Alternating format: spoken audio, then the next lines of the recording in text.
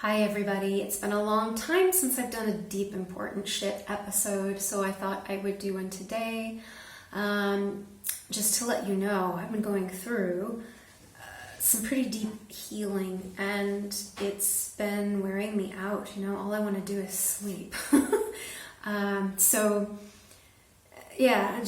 Just not really, just not into this whole produce kind of life that I was getting myself into by doing a lot of videos, a lot of teaching, everything. So I've just pulled way back, and that's why I haven't done as many of these. And also, I just kind of realized, there's so many voices out there, and everybody wants the attention, and everybody thinks they have the answers. And because this is deep, important shit, I'm here to tell you no one has your answers. I have mine, and you have yours. And I can share with you whatever I discover on my path, but it doesn't necessarily mean anything. So, you have to take what you want and take it with a grain of salt. And the rest, throw it out. I think it's a real danger constantly to seek answers outside ourselves. And yeah, it's okay to seek inspiration, and it's okay to, to listen to people who inspire you. But it's also really important to turn back in and check in with yourself and get your own answers and your own clarity. And so that's what I've been doing. And one of the things I realized was, I consider myself a lover of truth. I have this, this t-shirt that was in support of Assange, which is, that's a whole nother story I could share. But anyway, in support of Assange, that says truth on it, like he used to wear. And, it's one of my biggest values in life. And what I was exploring recently is how often I, even though I say I want to know the truth, that there have been times, and there continue to be times, when I don't want the truth. And, I know this isn't just me. It's the human condition. And because it is so deceptive, the ego can be so deceptive here. So what I've done for this episode is I've come up with some of the most important reasons why you might not want to know the truth. Okay, so I'm going to go off and list them now. So number one, the truth threatens your self-image. So, we all have this idea of self and this face that we want to present to the world. And if the truth threatens our ideas of ourself, then that can feel really threatening. And hence, even though we say we love the truth, we might not want the truth. We might be more comfortable just accepting whatever illusion or delusion that we happen to be under. Second common reason, too painful, or the fear of pain. So, truth can be hard. It can be really difficult to face truth. And if we have that avoidance of feeling uncomfortable, or, that pain that's associated with uncomfortable emotions, then we might not really be willing to hear or recognize the truth. And, even though it's true that the truth does set us free, that doesn't mean that getting there isn't a hard road. So it does take some effort in that regard. So that's another possible reason. Number three, rigidity in thinking. So you see a lot of this out there. People have their mindsets. And so even when you counter those mindsets with facts or science or whatever,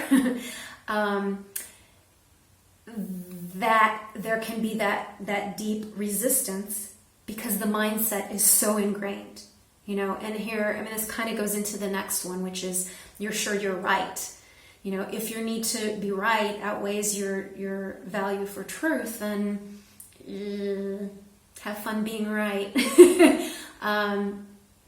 It's not going to work to say you love truth and then need to be right, because we're very rarely right about anything.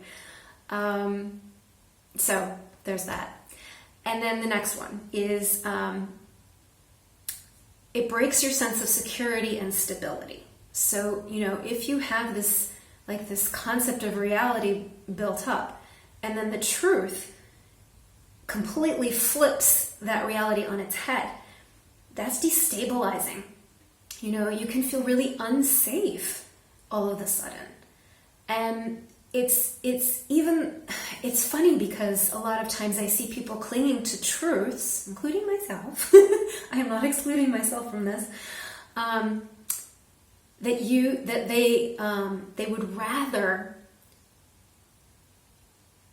have a sense of false security based on this false belief than accept and let the truth in and maybe progress. So there's that. Next, you don't know what to do with it. So let's say you're confronted with the truth, you see it, but you don't know what to do next. It's so shattering of your image, your paradigm, your emotions, all of that it's almost like being frozen, paralyzed, overwhelmed. And so there's just nowhere to go with it. And that can freeze you in place so that you don't take the action necessary as a result of knowing that truth. And the last one, at least the last one that I've discovered for the moment, it's unpleasant. And this goes back to, the uncomfortable emotions. But it's not just about,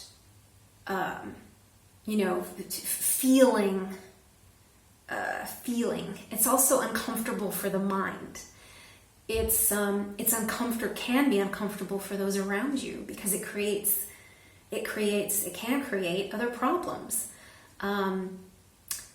Or I should say, it doesn't create problems, it just makes other problems clear. Because once you see the truth, there's no arguing with that, So if problems arise out of, or seem to arise out of that truth, then those problems were already there. They were just buried under the falsehoods, So I hope this has been semi-enlightening for you, maybe. I don't know.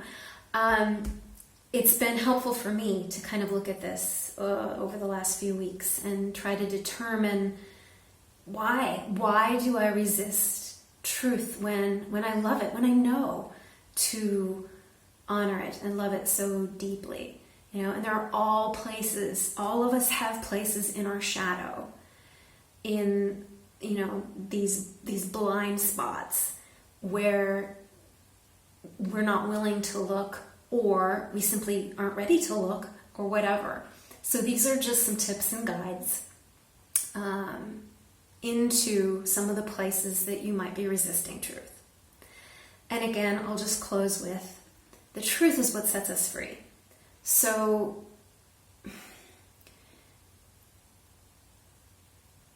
if we're not willing to confront truth, and likewise confront all the things that stand in the way of our truth, we can't really heal, we can't really progress, we can't really embody the self that we're here to embody.